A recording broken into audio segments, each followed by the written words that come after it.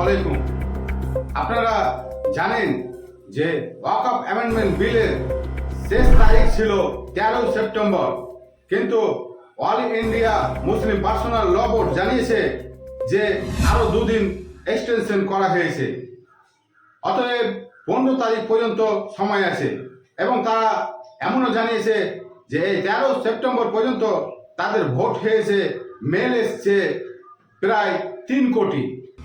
আলহামদুলিল্লাহ, যারা ভোট দিয়েছেন এবং যারা ইমেল করেছেন তাদেরকে অনেক অনেক ধন্যবাদ। কিন্তু তারপরে থেমে নাই, এই বিলের মোখালিফাত আপনার বিরোধিতা করার জন্য কিছু হিন্দু চরমপন্থী চলে এসছে।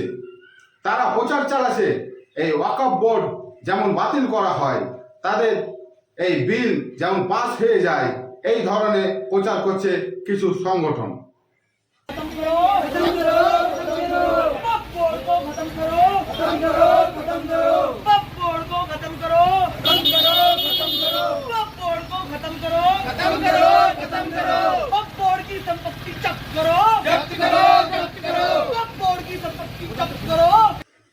তাই অল ইন্ডিয়া মুসলিম পার্সোনাল ল বোর্ড আরো অনুরোধ করেছে যাতে তারা আমাদের চাইতে বেড়ে না যায়।